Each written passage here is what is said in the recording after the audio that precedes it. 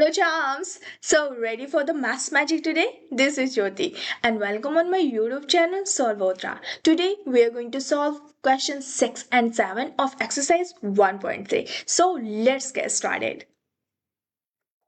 So, this is question 6. We are going to read it first, then we're going to solve it.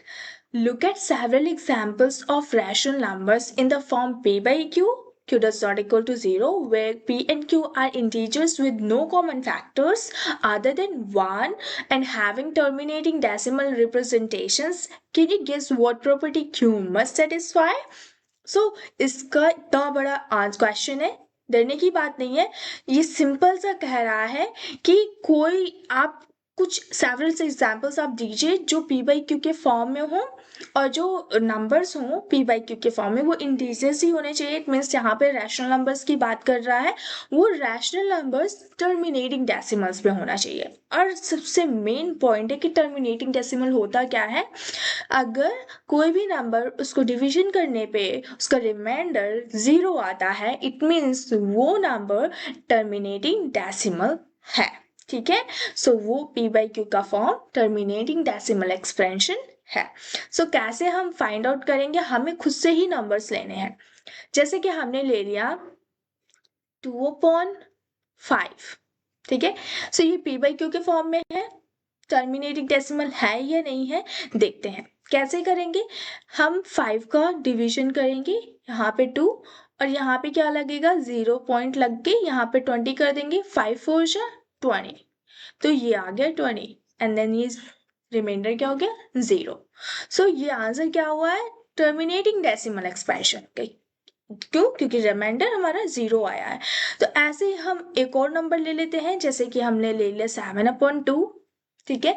7/2 ले लिया, तो यहाँ पे हमारा क्या है 2 है और यहाँ पे 7 है। यहाँ पे क्या करें हम 0 पॉइंट, यहाँ पे 0 लगाया, नॉट 0, एक मिनट पहले हम इसको क्या करेंगे, एक मिनट।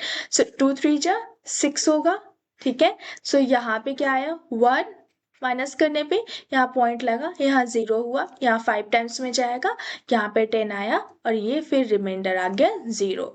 तो आप पूछोगे कि मैम अब हम ऐसे कैसे नंबर ले लें और वो टर्मिनेटिंग डेसिमल हो, मतलब वो रिमाइंडर 0 आए। तो इसका क्यू का बहुत अच्छा मतलब प्रॉपर्टी होता है जिसे आपको समझना बहुत ज़रूरी है। क्योंकि प्रॉपर्टी क्या होती है इसमें, पहली तो होती है कि क्यू जो हमारा होता है p/q के फॉर्म में होता है, terminate decimal expansion sorry rational numbers. तो हमारा क्यू क्या होना चाहिए, q इज इक्वल टू 2 होना चाहिए, या फिर q इज इक्वल टू हमें 5 लेना है, ठीक है 2 हो गया। या फिर हमें q इज इक्वल टू क्या लेना है 2 इंटू 5 लेना है, ठीक है ये थर्ड हो गया। या फिर हमें q इज इक्वल टू क्या लेना है 2 की पावर समथिंग, तो 2 की पावर हमने क्या ले लिया m, ठीक है।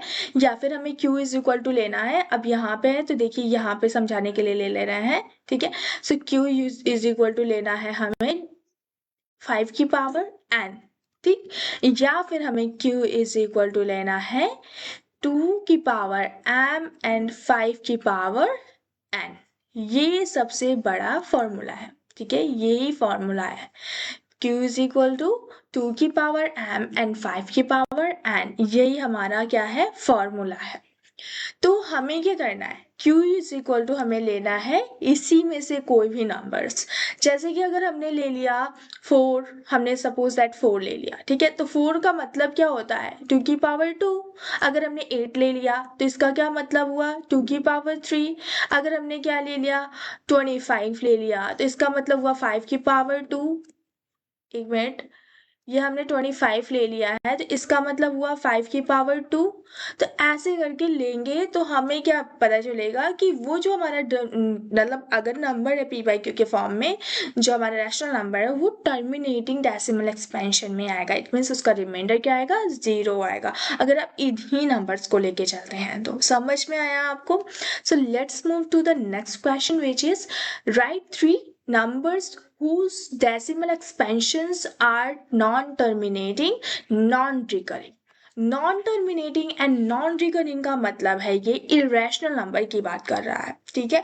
सो इरेशनल नंबर्स क्या होते हैं, जो नॉन टर्मिनेटिंग हो और नॉन रिकरिंग हो, मतलब उसमें रिमाइंडर तो 0 आने ही नहीं चाहिए, और वो जो नंबर्स हो वो रिपीटिंग भी नहीं होने चाहिए। नॉन रिकरिंग मतलब होता है नॉन रिपीटिंग, वो नॉन रिपीटिंग होना चाहिए, ठीक है। सो हम कुछ नंबर्स ले लेते हैं, जैसे कि हमने लिया 0.15015 एंड देन 15, एक मिनट, 0 0 यहाँ पे 15 0 0 0 and then dash dash dash. हम क्यों ऐसे ले रहे हैं, क्योंकि देखिए 15 हमने लिया, एक तो डेसिमल के फॉर्म में हमारा आना चाहिए, डेसिमल एक्सपेंशन के फॉर्म में, दूसरा 15, फिर हमने 0 लगाया, फिर 1500 लगाया, फिर 1500 लगाया, मतलब एक एक 0 इंक्रीज कर रहे हैं, मतलब ये नंबर हमारे रिपीट नहीं हो रहा है, ना ही रिपीट हो रहा है ना ही टर्मिनेट हो रहा है, तो ये क्या है, इरेशनल नंबर्स है, ठीक है। सो हम दूसरा ऐसे कैसे 3 नंबर्स लेने हैं, हमने दूसरा क्या ले लिया, 0.520520 and then 52000 and then ये हमारा क्या हो गया, ये भी हमारा क्या हो गया, irrational number which is non terminating and non repeating। Then देखिए तीसरा हमने ले लिया 580 देन 58, एक minute, 580 and then 5800 and then 58000 and then dash dash dash। आप बोलोगे कि मैम हम कोई भी नंबर्स ले सकते हैं, यस आप कुछ भी नंबर्स ले सकते हैं। अब मैंने दो नंबर्स लिए हैं, आप ये भी ले सकते थे। देखिए एक और बता देते हैं, आप क्या 7 देन 0 लगा सकते हैं, फिर 7G00 लगा सकते हैं, आप 70000 लगा सकते हैं, एक एक 0 आप इंक्रीज करते जाइए, कोई भी नंबर ले लीजिए। अब 572 ले लीजिए, फिर 0 लगाइए, फिर 0 लगाइए, ऐसे करके आप नंबर्स ले सकते हैं। या फिर आप कोई भी नंबर 0 पॉइंट फिर 0 से स्टार्ट करिए, फिर कोई नंबर ले लिए, फिर 0 0 0 ऐसे करके ले सकते हैं।